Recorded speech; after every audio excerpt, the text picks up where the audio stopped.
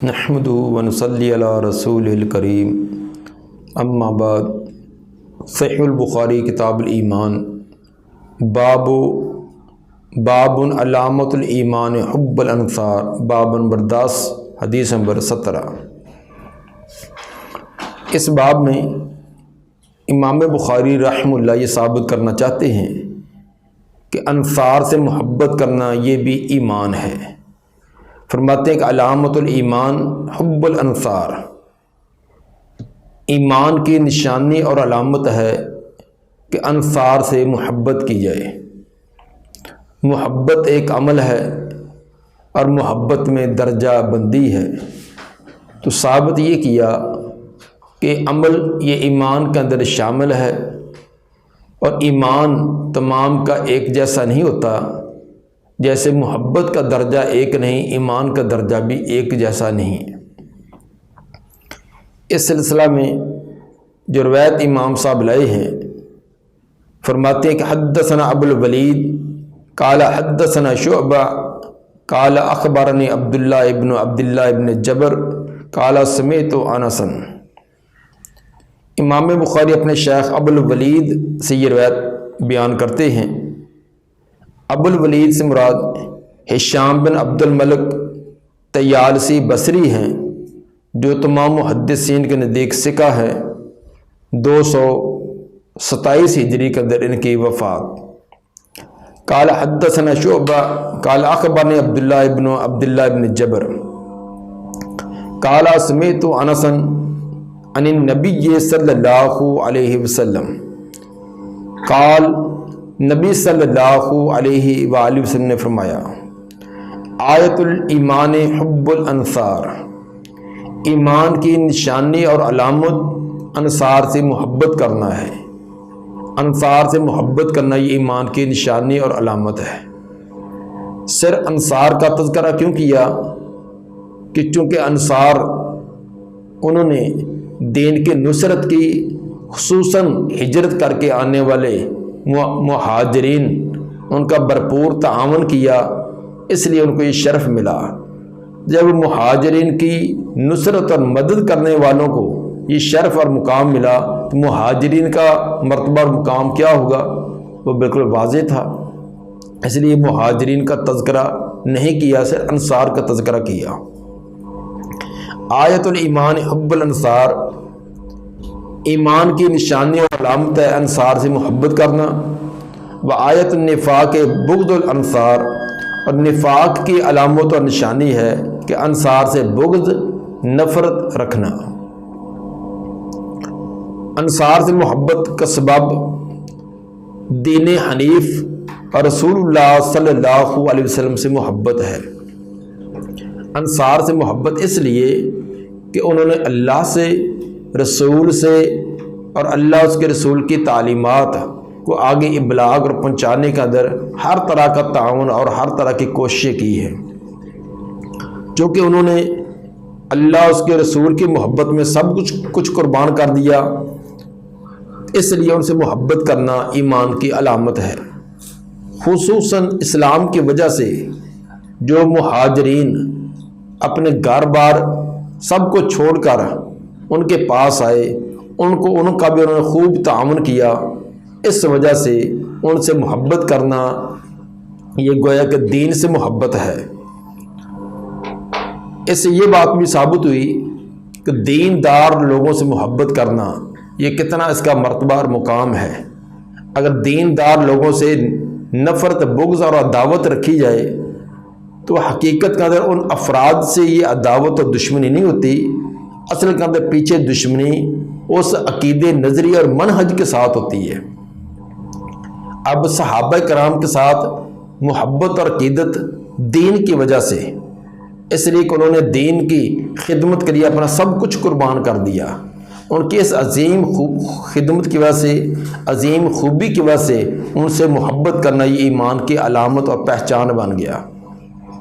اور یہی جس دین کے ساتھ صحابہ کرام نے محبت اور عقیدت کا اظہار کیا اور اس کے لیے سب کچھ قربان کر دیا، تو وہ محبت کے مستحق بنے ہیں۔ اگر اسی دین کے ساتھ محبت کوئی آج کرتا ہے، اس دین پر عمل کرتا ہے، آگے ابلاغ کرتا ہے، اور پھر ساتھ تمام کی تمام صلاحیتیں دین کو پھیلانے کا در صرف کیے ہوئے ہے، تو وہ بھی محبت کا حقدار ہے۔ اگر اس سے کوئی بغض رکھے گا، حقیقت کے اندر اس کے فرد، اس کی شخصیت سے نہیں ہے، اس کے نظریے، اس کے عقیدے، ان کے منہج اور جن ہستیوں سے وہ محبت رکھتا ہے، یہ ان سے یہ بغض اور نفرت کا ایک سبب اور علامت سمجھی جائے گی۔ انصار سے محبت یہ ایمان کی علامت بیان کی گئی ہے، تو یہ اس وجہ سے اگر کوئی صحابہ سے محبت اس لیے کرتا ہے کہ وہ دین کی خدمت کرنے والے تھے، اور اسی طرح اگر کوئی صحابہ سے بغض رکھے، اور بغض کا سبب اگر تو ان کا دین ہے، انہوں نے اللہ اس کے رسول کی خدمت کی، دین کی خدمت کی، اس وجہ سے کہ بغض رکھے کہ انہوں نے کیوں یہ تعاون کیا، تو یہ ایسا بغض اور عداوت رکھنے والا یہ اس کے نفاق اور اس کے کفر کی علامت بنے گا۔ لیکن اگر ان کا آپس کے اندر کوئی اختلاف دین کی وجہ سے نہیں، باقی اپنے کسی اجتہادی مسئلہ کی وجہ سے، یہ آپس کے اندر کسی دنیاوی معاملے کی وجہ سے، یہ آپس کے اندر لین دین کے معاملے کی وجہ سے کوئی بنے، تو اس رنجش کو، اس آپس کے اندر اختلاف کو وہ نفاق کی علامت نہیں کہا جائے گا۔ یہ نفاق کی علامت وہی بغض بنے گا جو بغض دین کی وجہ سے ہے۔ دنیاوی معاملات میں تو صحابہ کرام کے اندر بھی آپس میں تنازع ہو جاتے تھے، وہ بھی ان کے بھی قاضی کے پاس فیصلے جاتے تھے، نبی صلی اللہ علیہ وآلہ وسلم کے پاس بھی کئی فیصلے آئے ہیں، کسی کا کسی زمین کے بارے میں، کسی کا کسی اور چیز کے بارے میں اختلاف ہو جاتا تھا۔ جب اختلاف ہے تو آپس میں ایک دوسرے کے بارے میں رنجش بھی تو ہوتی ہوگی، اسی طرح حدود بھی بعض کو لگائی گئی ہیں، تو لیکن یہ تمام کی تمام چیزیں جو ہے یہ دین کی وجہ سے ان کے ساتھ کوئی دشمنی، عداوت، نفرت نہیں تھی، یہ ان کے ذاتی معاملات کی وجہ سے۔ اب اسی سلسلے میں دیکھا جائے گا کہ بعد کے اندر صحابہ کرام کا جو آپس میں ایک اختلاف رہا، جس کے اندر دو آپس کے اندر گروہ اور جماعتیں بنی، ان کا آپس میں مقابلہ رہا، اور اس کے اندر کافی جان بین سے نقصان بھی ہوا، یہ سب کا سب ان کا اختلاف اجتہادی تھا، اور ایک سیاست کی وجہ سے تھا کہ یہ معاملہ زیادہ بہتر طریقے سے کون چلا سکتا ہے، اس کو کیسے ہینڈل کرنا چاہیے، کیسے چلانا چاہیے، یا ہم تعاون کرنے کے لیے فلاں فلاں شرطیں اگر ہماری تسلیم کی جائیں، اور ان کے نزدیک وہ شرطیں درست شرطیں تھیں تو ان کو تسلیم کیا جائے تب ہم تعاون کریں گے، یہ ان کا اجتہادی یا ایک سیاسی قسم کا اختلاف تھا۔ اس کی وجہ سے اس اختلاف کی بنا پر کسی پر نفاق کا یا بے دینی کا یا اسلام سے خروج کا حکم لگانا یہ جائز نہیں ہے۔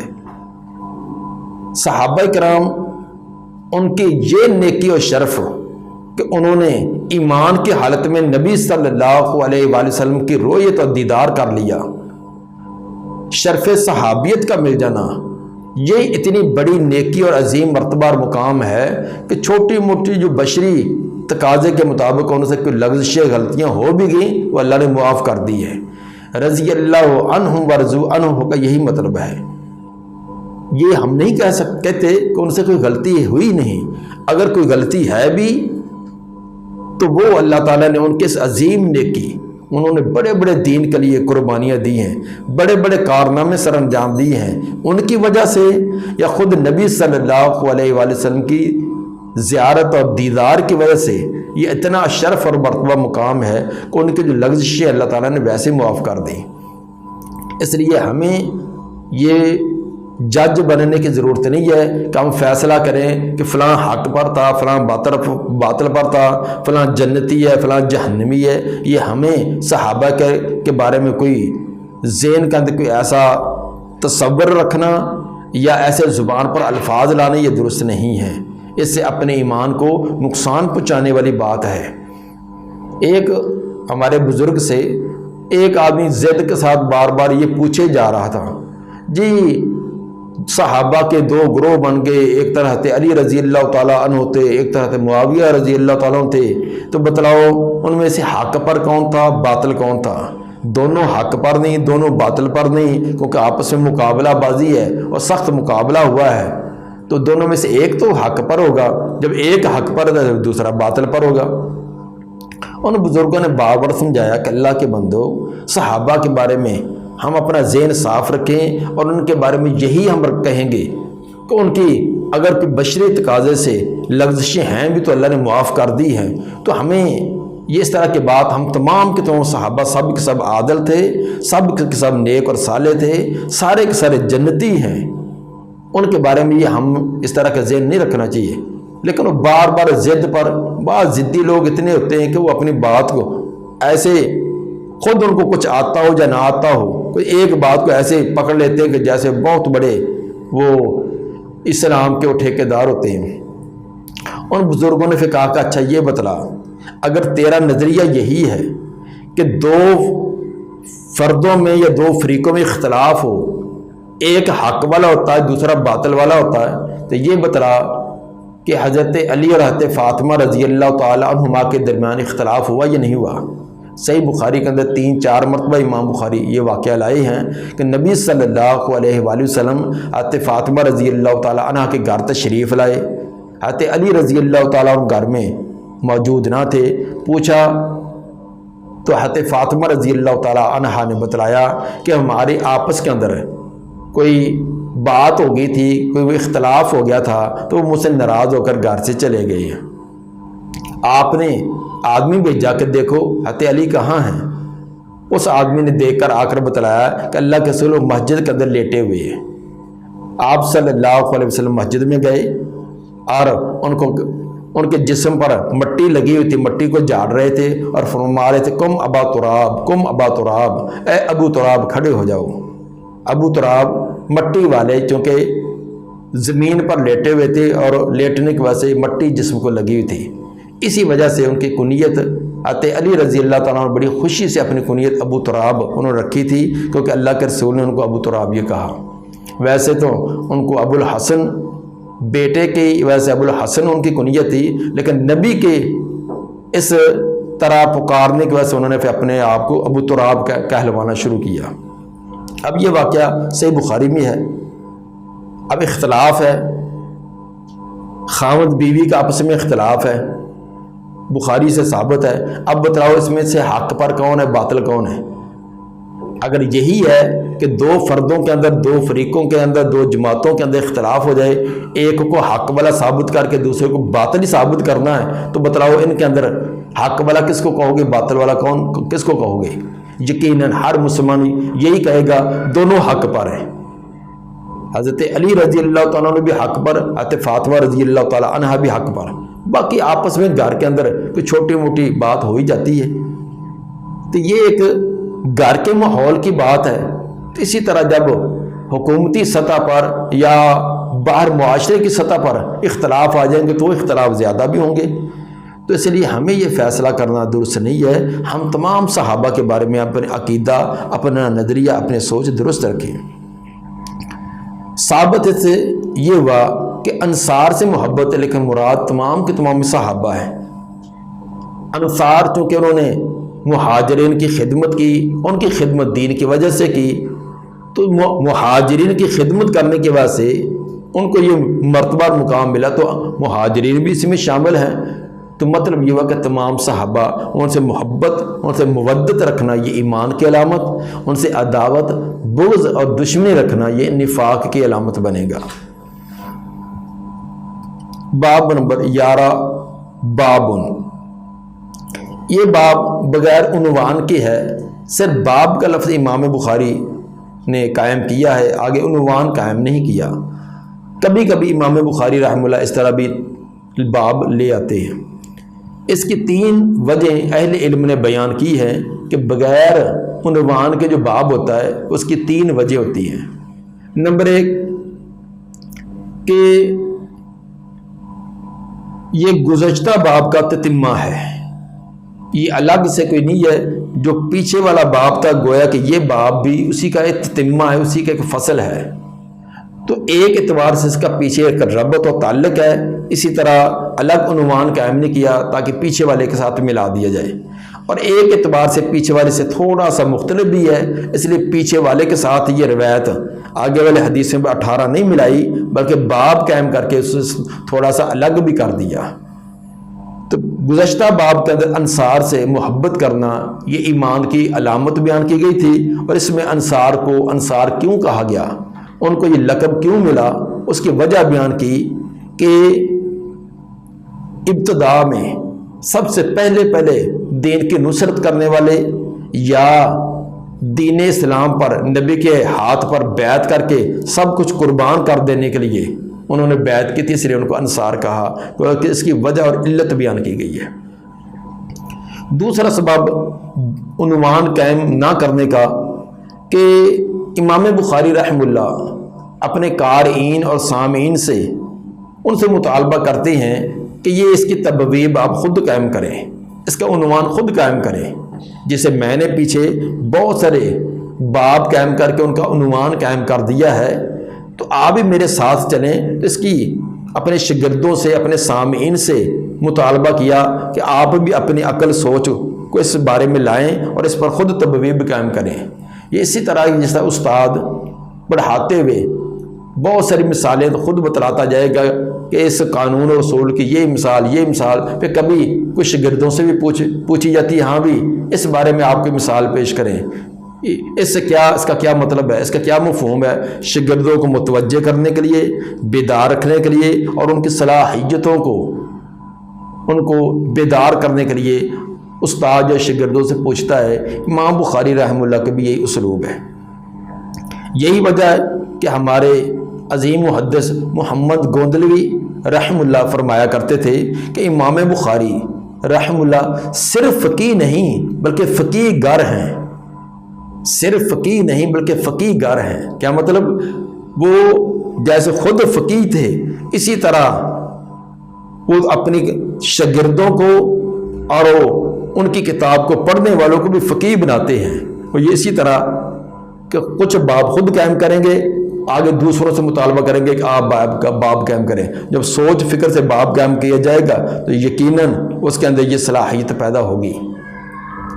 تیسری وجہ یہ بھی بیان کی جاتی ہے کہ اس آنے والی حدیث جو اس کے ضمن میں بیان کی ہے، اس سے بہت سارے مسائل کا استدلال ہوتا تھا، صرف ایک دو نہیں بلکہ کئی مسائل کا استدلال تھا۔ تو اگر اس کا عنوان قائم کر دیا جاتا تو قارئین کی سوچ وہیں تک محدود ہوتی کہ اس حدیث سے صرف یہی ایک مسئلہ ہے، لیکن اب جب اس کو عام رکھا کہ میں اس کا عنوان قائم کرتا ہی نہیں، اب اس حدیث کے اندر خود غور و فکر کریں اور جتنے بھی مسائل کا استنباط ہوتا ہے وہ تمام کرتے جائیں، تو یقیناً اس ایک حدیث سے بہت سارے مسئلوں کا استدلال ہوتا ہے۔ اس لیے ان تمام کی طرح اشارہ کرنے کے لیے یہ اس کو عام اوپن ہی بات رکھی کہ اس پر خود ہی مختلف عنوان قائم کر کے اس میں سے جو استدلال ہوتا ہے عنوان قائم کرتے جائیں۔ مثلا اس پر ایک باب ہم یہ بھی قائم کر سکتے ہیں کہ الاجتناب عن القتل من الایمان، قتل سے کسی مسلمان کو قتل کرنے سے اپنے آپ کو بچا لینا یہ بھی ایمان میں سے ہے، یہ بھی اس باب آگے والے حدیث سے یہ ثابت ہوگا۔ اسی طرح یہ بھی کہ من الایمان ترک البہتان، کسی پر الزام بہتان لگانے کو چھوڑ دینا، اس سے بچے رہنا، یہ بھی ایمان کی علامت ہے، یہ بھی عنوان قائم ہو سکتا ہے۔ یہ بھی ہو سکتا ہے کہ باب بیعت علی الاسلام، باب ہے کہ اسلام پر بیعت کرنا، اس طرح اور بھی بہت ساری ابواب قائم ہو سکتے ہیں۔ تو بہرحال امام بخاری رحمہ اللہ نے اس کو عام چھوڑا، اس پر جتنے بھی آپ مسائل کا استنباط کر سکتے ہیں وہ تمام کریں۔ قال حدثنا ابو الیمان قال اخبرنا شعیب عن الزہری قال اخبرنی ابو ادریس عائد اللہ بن عبد اللہ ان عبادہ بن ثامت رضی اللہ عنہ، اس کے اندر تقریباً تمام راوی ان کے پیچھے تذکرہ ہو چکا ہے۔ ابو ادریس عائد اللہ، یہ عائد اللہ ان کا نام علم ہے اور ابو ادریس ان کی کنیت ہے۔ अन्ना उबादत बिन सामित, उबादा बिन सामित रजी अल्लाह ताला अन्हु का कुछ तारफ तो रावी ने खुद ही करा दिया। फरमाते हैं मकान शाहिदा बदरन, या तो उबादा बिन सामित ये जंगे बदर में शरीक थे। वह अहद नकबा लैलतुल आकबा, और लैला आकबा, आकबा घाटी के पहलू में जब बैत की थी, ये उन नकीबों में से, बैत करने वालों में से भी एक हैं। ये इंतहाई दो खूबियाँ जो अजीम खूबियाँ थी उनके साथ तारफ़ करवा दिया। तो उबादा बिन सामित की कुनियत अबुल वलीद, उबादा बिन सामित बिन कैस अंसारी खजरजी हैं। बैत आकबा ऊला और बैत आकबा सानिया के अंदर ये शरीक रहे, और बाद वाली जंगों के अंदर बदर में, उहद में, खंदक और दीगर गज़वात के अंदर भी शरीक रहे। नबी सल्लल्लाहु अलैहि वसल्लम ने अहले सुफ़ा के इनको मुअल्लिम मुकर्रर किया हुआ था कि कुछ तालीम जो बुनियादी तौर पर होती थी अहले सुफ़ा को ये तालीम दिया करते थे। इस तरह सदक़ात वसूल करने के लिए भी आपने इनको ज़िम्मेदार बनाया था। 181 रवायात हैं, बुखारी मुस्लिम के अंदर 6 रवायतें इनसे आई हैं, और 72 साल की उम्र में 34 हिजरी के अंदर बैतुल मुक़द्दस या रमला के अंदर इनकी वफ़ात है। तफसीली हालात इनके आप देख सकते हैं तहज़ीबुल अस्मा वल लुगात जिल्द 1 सफ़ा 256 और 257, इस तरह तकरीब सफ़ा 292। उबादा बिन सामित रज़ी अल्लाह ताला अन्हु का एक वصف ये बयान किया, वकाना शाहिद बदरन, यकीनन जो सहाबा जंगे बदर के अंदर शरीक हुए हैं उनका शर्फ मर्तबा और मुकाम उन सहाबा से ज़्यादा है जो बदर के अंदर शरीक नहीं हुए। वह अहद नकबा, वो नकबा नकीबों में से एक हैं, लैलतुल आकबा, जो लैले आकबा में शरीक हुए थे। जब नबी सल्लल्लाहु अलैहि वसल्लम मक्का में थे, मक्का वालों ने बाईकाट किया हुआ था, आपसे लेन देन ताल्लुकात मुआमलात बिल्कुल ख़त्म किए हुए थे। इन्हीं अय्याम के अंदर यसरब से कुछ लोग हज के मौके पर गए, तो मिना के अंदर एक पहाड़ की घाटी में वहाँ बैठकर आपने इनको दीन की बातें की, और ये इन्होंने इस्लाम को कबूल किया और आपके हाथ पर बैत कर ली। तो ये बैत करने वाला पहला ग्रोह जो था ये उनके अंदर भी ये शरीक थे। आइंदा साल कुछ और ज़्यादा लोग यसरब से जब मक्का में गए हैं हज के मौके पर, तो उस वक्त दूसरी मरतबा आपके हाथ पर बैत की, गोया के दोनों बैतों के अंदर ये शरीक थे। अन्ना रसूलुल्लाह सल्लल्लाहु अलैहि वसल्लम क़ाल व हौलहु इसाबतु मिन अस्हाबिही, आप सल्लल्लाहु अलैहि वसल्लम ने फरमाया, इस हाल में वाओ हालिया यानी आपकी हालत और कैफियत कि किस हालत में फरमाया था। इस हाल में एक जमात सहाबा की आपके इर्द गिर्द तशरीफ फरमा थी। इसाबा 10 से लेकर 40 अफराद तक जमात हो तो उस पर इसाबा का लफ्ज़ बोला जाता है। आपने फरमाया कि बायऊनी अला अल्लाह तुशरिकु बिल्लाहि शैया, तुम बैत करो मेरी इस बात पर कि तुम ना शरीक करोगे अल्लाह के साथ किसी एक को भी। आप बैत लेते इस्लाम पर कि मेरे हाथ पर बैत करो, और आप कुछ शराइत लगाते, कुछ अमाल करने की और कुछ छोड़ने की। तो जो करने छोड़ने वाले अमाल थे उनके अंदर आपने ये बयान किया कि पहले तो इस बात का इकरार करो अल्लाह तुशरिकु बिल्लाहि शैया, तो अल्लाह के साथ किसी शय को भी शरीक ना करोगे। शैअन ये नकरा है, नकरा का माना कोई मामूली सा भी शिरक नहीं, ना अल्लाह के ज़ात में, ना अल्लाह की सिफ़ात में, ना उसके इख्तियार में, किसी एक को भी, ना किसी फरिश्ते को, ना किसी जिन्नात में से किसी को, ना इंसानों में से, इंसानों में से ना पैगंबरों को, ना सहाबा को, ना औलिया को, किसी एक को भी अल्लाह की ज़ात और किसी सिफ़ात उसके इख्तियारात में शरीक ना करोगे। दूसरी बात जिस पर आपने बैत ली, वला तसरिकू, तुम चोरी ना करोगे। ज़माने जहलियत के अंदर जो आम जुर्म पाए जाते थे बड़े बड़े, उन्हीं की रोक थाम पर आपने बैत ली कि फलां फलां जुर्म तुमने नहीं करने। सावधान के जब बड़े जुर्मों को छोड़ देगा तो छोटे से बिलावरा छूट जाएंगे। वला तसरिकू, तुम चोरी भी नहीं करोगे। तीसरी बात, वला तज़नु, तुम जना नहीं करोगे।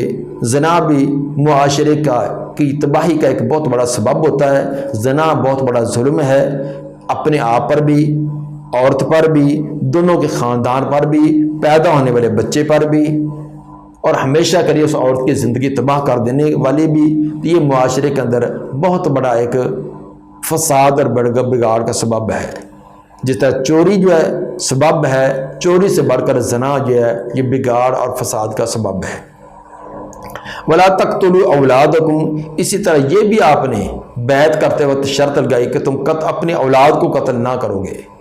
زمانہ جاہلیت میں بعض قبائل ایسے تھے جو اپنے اولادوں کو قتل کر دیتے، بھوک کی ڈر کی وجہ سے یا اپنے اس تکبر اور نخوت کی وجہ سے، خصوصاً بچیوں کو کرتے کہ بچی بڑی ہوگی اس کی شادی کریں گے تو لوگ کہیں گے کہ دیکھو فلاں کی بیٹی فلاں کے نکاح میں ہے اور اس کے ساتھ وہ تعلقات قائم کیے ہوئے ہیں۔ تو یہ ایک زمانہ جاہلیت کی غلط سوچ اور فکر، تو اس کی وجہ سے وہ اپنی اولاد میں خصوصاً بچیوں کو قتل کرتے تھے۔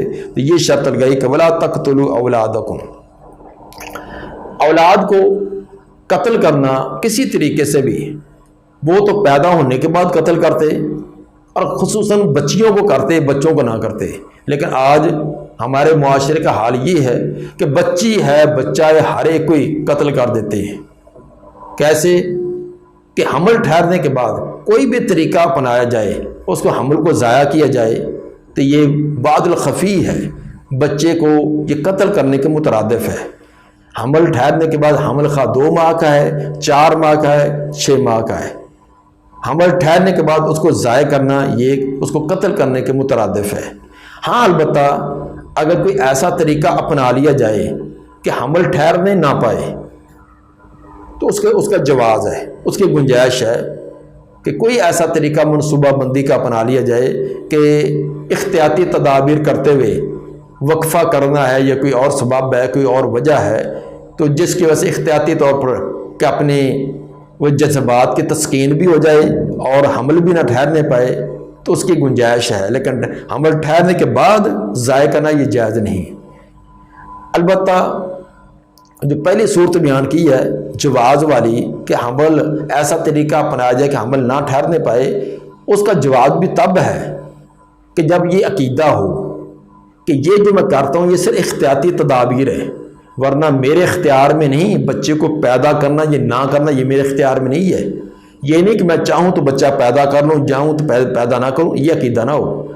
یہ صرف ایک احتیاطی تدابیر ہے، جس طرح ہم تحفظ کرتے ہیں، بچاؤ کرنے کے لیے کوئی تدبیر استعمال کرتے ہیں، باقی جو ہونا ہے جو اللہ نے کرنا وہ ہو کر رہے گا۔ تو یہ عقیدے اور سوچ کے ساتھ اگر کر لی جائے تو اس کی گنجائش ہے۔ آگے والی جو بات آپ نے شرط لگائی وَلَا تَأْتُونَ بِبُهْتَانٍ تَفْتَرُونَهُ بَيْنَ أَيْدِيكُمْ وَأَرْجُلِكُمْ، کہ تم بہتان کسی پر الزام اور بہتان نہیں لگاؤ گے، وہ بہتان جو اپنے ہاتھوں اور پاؤں کی طرف سے خود گاڑ لیتے ہو۔ آگے والے مرد نے عورت نے اس بیچارے کے حاشیہ خیال کے اندر بھی وہ بات نہیں، نہ اس نے وہ بات کہی نہ وہ کام کیا، تو ایسا جھوٹ گڑنا، ایسا الزام گڑنا کہ اس کے اوپر تھونپ دینا ہمارے معاشرے کے اندر یہ عام ہے۔ کسی کے ساتھ معمولی سے بھی قدغن ہو جائے، اختلاف ہو جائے، پر ایسے الزام کی بارش۔ عورتیں تو بچے پر معمولی سی لڑائی ہوئی ہے، کوئی اور کوڑا پھینکنے کی لڑائی ہوئی ہے تو اس پر وہ الزام، تم فلاں کے ساتھ ایسی، تم فلاں کے ساتھ ایسی، پھر آگے والی وہ بھی تو سلاگنی ہوتی، اس نے بھی تمام جہان اس پر پون دینا ہوتا ہے۔ یہ کتنی غلط طریقے ہمارے کہ ایک دوسرے پر اتنا بڑا حتیٰ کہ زنا تک کے الزام جھوٹے لگا دیے جاتے ہیں، اور یہ کبیرہ گناہوں میں سے ہے۔ اس لیے کسی پر یہ الزام لگانا یہ بہت بڑا جرم ہے۔ وَلَا تَعْصُوا فِي مَعْرُوفٍ، اسی طرح فرمایا کہ تم کسی بھی نیکی کے کام میں نافرمانی نہ کرو گے۔ اب ایک کا کیا، آخر کے اندر ایک جامع بات ہی کہہ دی کہ کوئی بھی نیکی کے کام اس کا تم نافرمانی نہ کرو گے، اس بات پر بھی بیعت کرو۔ پھر فرمایا فَمَنْ وَفَا مِنْكُمْ فَأَجْرُهُ عَلَى اللَّهِ، جس نے وفا کی تم میں سے یہ شرطیں جو پوری کر دی، فَأَجْرُهُ عَلَى اللَّهِ، اس کا اجر اللہ کے ہاں ہے، اللہ کے ہاں اس کا اجر پکا ہو گیا۔ وَمَنْ أَصَابَ مِنْ ذَلِكَ شَيْئًا، جو پہنچا ان کاموں میں سے کسی کام کو بھی، یہ پیچھے جو ممنوع کام تھے فلاں بھی نہیں کرنا فلاں بھی نہیں، اگر ان میں سے کسی ایک کا ارتکاب کر لیا، فَأُوقِبَ فِي الدُّنْيَا، اور اس کو سزا دے دی گئی اس کی دنیا میں اس کو سزا بھی مل گئی، فَوَ کفارۃ لَہُ، تو یہ اس کا کفارہ بن گیا، وہ سزا اس کی دنیا کے اندر اس کے جرم کا کفارہ بن جائے گا۔ وَمَنْ أَصَابَ مِنْ ذَلِكَ شَيْئًا، جو پہنچے ان میں سے کسی شے کو، کوئی جرم کر لے، ثُمَّ سَتَرَهُ اللَّهُ، پھر اللہ اس پر پردہ ڈال دے، اس نے جرم کیا ہے لیکن اللہ نے اس کو ننگا نہیں کیا، اس پر پردہ پوشی کر دی، فَهُوَ إِلَى اللَّهِ، اس کا معاملہ اللہ کے سپرد ہے، ان شاء عفا عنہ، اگر چاہے تو معاف کر دے، جیسے دنیا میں پردہ ڈالا ہے آخرت میں پردہ ڈالے رکھے اور اس کو معاف کر دے، وہ غفور رحیم ہے۔ وَإِنْ شَاءَ عَاقَبَهُ، اگر چاہے تو سزا دے، یہ اس کی مرضی ہے کہ اگر چاہے تو سزا دے کر اس کو معافی مل جائے، چاہے تو بغیر سزا کی معافی دے دے۔ فَبَايَعْنَاهُ عَلَى ذَلِكَ، تو صحابی فرماتے ہیں ہم نے اس چیز پر آپ کی بیعت کر لی، ہم نے اس پر بیعت کی کہ واقعی ہم یہ تمام کے دو جو آپ نے شرطیں لگائی ہیں ان شرطوں کے ہم وفا کریں گے، شرطوں کو پورا کریں گے۔